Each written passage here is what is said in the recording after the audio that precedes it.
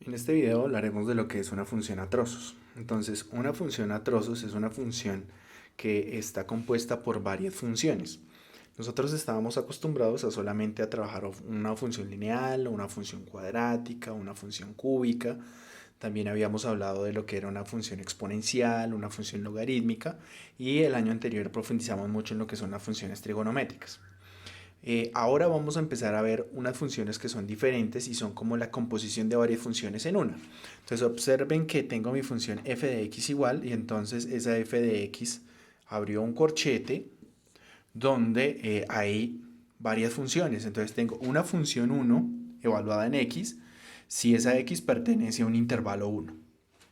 Una función 2 de x si esa x pertenece a un intervalo 2 y así sucesivamente hasta llegar a una función f sub n de x si esa x pertenece a un intervalo sub n. Estos intervalos, estos sí, deben de cumplir una condición, y es que cuando haga yo la intercepción entre ellos me dé el conjunto vacío. Esto significa vacío. Vamos a recordar un poco de dónde sale el concepto de intersección y qué es. Entonces recordemos algo de teoría de conjuntos por allá elemental de primaria. Tengo dos conjuntos A y B, donde en el conjunto A tengo los elementos 1 y 2 y en el B tengo los elementos 3 y 4. ¿Qué es la unión de dos conjuntos? Entonces la unión es como si yo tomara estos dos conjuntos y los empaco en uno solo. Es como si me dieran dos bolsas en la tienda y yo compro otra bolsa y entonces echo las dos en una sola y me llevo solamente esa. Eso es la unión, tomar y juntarlos todos en una sola. Ahora, ¿qué es la intersección? Entonces tengo dos conjuntos, en este caso M y N. M tiene los elementos 1 y 3, N 1 y 5. La intersección entonces es aquel elemento que se repite o que es común en los dos. Entonces en este caso es el 1. Entonces la intersección de M intersección N es 1.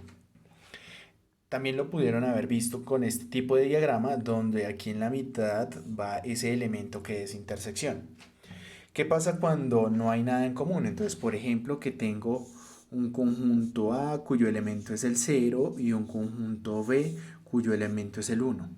Si yo hago la intersección entre A y B, veo que ninguno de los dos se repite nada, es decir, no tienen nada en común, entonces eso me da el conjunto vacío. Entonces eso va a pasar aquí, que esos intervalos, cuando yo haga la intersección entre ellos, no va a haber nada en común, sino que su intersección me debe dar vacío. Es obligatorio que dé vacío. Si por cosas de la vida me pidieran hacer esa intersección y obtengo que esto no me da vacío, implicaría que esta función que hay aquí no es una función. Eso lo vamos a ver en el siguiente ejemplo. Vamos entonces a tomar el ejemplo de esta función g de x igual. Entonces esta función g de x contiene tres funciones. La función x más 1 si x es menor que 0. La función 2x si 0 menor o igual que x menor o igual que 2. Y la función menos x menos 1 si x es mayor que 2. Obviamente, de pronto una manera sencilla de ver qué números son los que voy a ubicar en las tablas de valores, como lo vimos en el encuentro virtual y que a algunos les causó dificultad en el ejercicio que hicimos sobre el final. Entonces, pues sería como interesante ver cuál es el intervalo que se está representando en cada uno de ellos y así pues puedo ver cuáles son los números que debo ubicar. Entonces, cuando tengo que x es menor que 0, entonces recuerden que x es cualquier número, ¿no? Entonces son todos los números, cualquiera, que son menores que 0. Los números que son menores que 0 son los que están a la izquierda de 0 en la recta numérica. Eso implica que son todos los números que van desde menos infinito hasta 0. ¿Por qué en el 0 va el abierto? Porque aquí no apareció un igual, entonces por eso va así. Para el caso de la segunda son todos los números x que están entre 0 y 2. Entre 0 y 2. Y como en ambos casos tengo el igual, entonces es cerrado. Entonces todos los números que están entre 0 y 2, incluyéndolos a ellos dos. Y por último, para la última función, que es x mayor que 2, entonces si me están diciendo que son todos los números que son mayores que 2, pues son los números que arrancan en 2 y van hasta infinito. Porque aquí va abierto en este extremo del 2, porque aquí no existía el igual. Teniendo en cuenta estos intervalos, pues puedo construir mis tres tablas de valores. Entonces, como para la primera puedo tomar números que están entre menos infinito y cero, pues voy a tomar los números que están cerquita al cero por la parte izquierda, incluyéndolo a él. Ya vamos a ver con qué fin se incluye el cero. Entonces, en este caso voy a tomar menos 2, menos 1 y 0. Para el caso de la segunda tabla, entonces son los números que están entre 0 y 2, pues entonces los números que están entre 0 y 2 sería el 1, pero como voy a incluir el 0 y el 2, entonces también los voy a colocar. Si no los incluyese, también los coloco, luego vamos a ver para qué. Y en la otra tabla, como son los números que son mayores que 2, es decir, de 2 hasta infinito, pues voy a utilizar 2, 3 y 4. También se recomienda utilizar el 2, ya vamos a ver por qué se utiliza el 2. Vamos a empezar por completar la primera tabla. Entonces, la primera tabla sabemos que corresponde a cuando la función g de x toma el valor de la función x más 1. Entonces, voy a reemplazar en esta función x más 1 estos valores que ya predeterminadamente habíamos colocado en la tabla de menos 2, menos 1 y 0. Entonces, voy a hallar g de menos 2. Implica que como la función decía x más 1, entonces en el lugar de x voy a colocar el menos 2 y más 1. Signos diferentes se resta, daría 1. Y la cantidad de mayor valor numérico es el 2, como hay un menos antes, entonces menos 1. Luego aplicaría lo mismo con el menos 1, entonces la función es x más 1, entonces en lugar de x coloco menos 1, más 1, menos 1 más 1 me da 0. Y por último g de 0, que sería x más 1, o sea 0 más 1, que es igual a 1. Entonces de ahí sale el menos 1, el 0 y el 1. El menos 1 y el 0 y el 1 que aparecen en la tabla. Eso para el caso de la función 1. Vamos a ver qué ocurre con la función 2. Ahora vamos con el caso de la tabla número 2. La tabla número 2, donde tomamos los valores de de 0, 1 y 2. Estos valores los tomamos de acuerdo a este intervalo de 0 a 2 que corresponde a la función 2x. Entonces, para este caso, obviamente voy a trabajar con esta función 2x. Ya me olvido de esta x más 1, solamente voy a trabajar con esta. Entonces, al trabajar con esa, entonces voy a hallar g de 0, g de 1 y g de 2. Entonces, como la función era 2x, entonces es 2 por el valor de x, que en este caso es 0. Entonces, 2 por 0, que me da 0. En la siguiente es 1, entonces 2 por 1. 2 por 1 me da 2. Y en la siguiente, que es 2, sería 2, el valor de x que es 2, entonces 2 por 2 que me da 4. Y esos son los valores que van a aparecer acá en mi segunda tabla de valores. Vamos a ver qué ocurre con la tercera tabla. Ahora, para el caso de la tabla número 3, estos valores 2, 3 y 4 salieron de ver el intervalo que cubre la tercera función, que es menos x menos 1, y que dijimos que arrancaba en 2 y va hasta infinito. Y por eso lo estamos aquí arrancando en 2 y tomamos el número que sigue, que es el 3, y el siguiente, que es el 4. Esto lo hago como aclaración y es algo que sucede en las anteriores. Entonces, esta tercera tabla pues aplica solamente para esta tercera función. No la voy a aplicar ni para 2x ni para x más 1, solamente para menos x menos 1. ¿Qué implica eso? Que estos valores 2, 3 y 4 que tengo en mi tabla solamente los voy a reemplazar en esta función, no en las anteriores. Entonces voy a hallar g de 2. La función decía menos x menos 1. Entonces menos el valor de x, que es 2, y menos 1. Aquí pues aplico ley de signos o rompo el paréntesis. Menos por más da menos. Entonces menos 2 menos 1. Signos iguales se suman y se deja el mismo signo. Entonces me da menos 3. Luego voy a hallar g de 3, que es menos el valor de x, que en este caso es 3, menos 1, rompo paréntesis, menos 3 menos 1, que me da menos 4. Y por último, g de 4, que sería menos el valor de x, que es 4, menos 1, igual, entonces rompo paréntesis, menos 4 menos 1, que es menos 5. Y entonces esos son los valores que van a ir ubicados aquí, menos 3, menos 4 y menos 5. Ya con estas tres tablas de valores completas y viendo de dónde salieron esos resultados, vamos a proceder a la construcción del gráfico de esa función.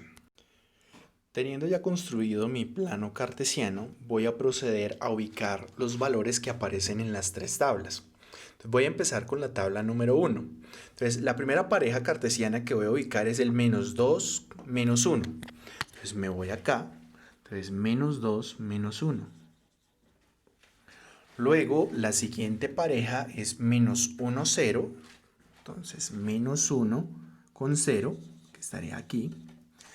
Y como aquí llegué al 0, que es uno de los extremos, y que observen que este 0 está en las dos, ahí es donde debo tener en cuenta dónde voy a marcar bolita abierta y dónde voy a marcar bolita cerrada. Entonces observen y recordemos, de acuerdo al video de intervalos, que yo ubico bolita cerrada cuando aquí también lleva el igual. Como en este caso no lleva el igual, entonces cuando ubico el 0, 1, esta pareja, no voy a marcar un punto, sino que voy a marcar la bolita abierta. Entonces en 0, 1, 0, 1, vamos a hacer la bolita abierta. Acá en el primero habíamos cometido un error, que es aquí en la parte de abajo. Listo.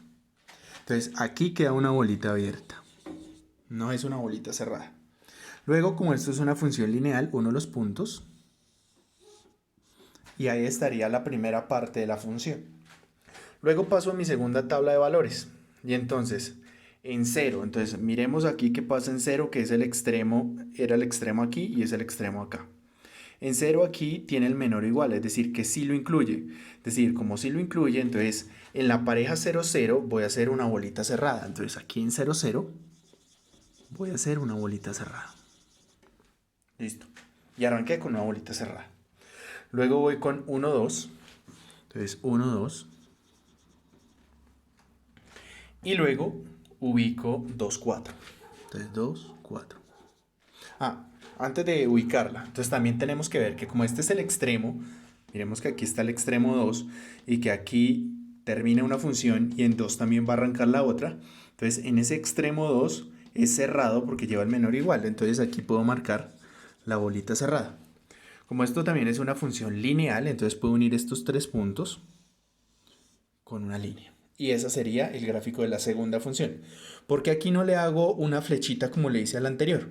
Porque es que solamente estoy aquí tomando, repito, un intervalo cerrado, que son los números que hay entre 0 y 2. No me puedo salir de ahí, por eso aquí no puedo hacer flechas por ambos extremos, como si de pronto lo hice en la anterior por el extremo izquierdo. Y termino con la tabla número 3, entonces debo ver que arranca en 2, entonces en 2 debo ver si es abierto o cerrado. Como aquí nos lleva al igual, entonces es abierto. Entonces la pareja 2 menos 3, 2 menos 3 lleva una bolita abierta. Luego voy a ubicar 3 menos 4, entonces 3 menos 4 y ahí sí pues es una bolita cerrada y no hay problema. Y en 4 menos 5 también es cerrada porque no hay ningún tipo de problema. Y como estoy hablando de una función lineal, la menos x menos 1, entonces en este caso también uno de esos tres puntos con una línea. Y aquí sí puedo hacer la flechita. ¿Por qué? Porque esa función va hasta infinito. Lo mismo que hice en la primera, que venía desde menos infinito. Y esto que aparece acá es el gráfico de esa función a trozos. Entonces hay que tener muy claro cuáles son los intervalos en los cuales voy a aplicar la función. Debo utilizar esos extremos de los intervalos en las tablas de valores para ver dónde arranca y dónde termina la función. Les decía hace un rato que el objetivo era que esos intervalos fueran disyuntos. Entonces vamos a centrarnos específicamente en este caso. Observen que en el 0, 0 hay un punto y en el 0, 1 hay una línea recta. En grado décimo vimos cuando yo a partir del gráfico podía determinar si algo era una función o no. Y entonces era trazando una recta paralela al eje Y. Aquí como estoy sobre el eje Y, pues no va a trazar una paralela, sino que lo va a mirar con el mismo eje Y. Observen que si yo trazase acá, aquí pues no va a haber nada porque hay un vacío. Y aquí sí corto la función en ese punto. La condición era que corte en un solo punto. Aquí está cortando en uno solo. Si yo relleno este, la cortaría en dos puntos y dejaría de ser una función. Por eso es que los intervalos tienen que ser disyuntos y hay que tener muy cuidado con los extremos que hablamos anteriormente.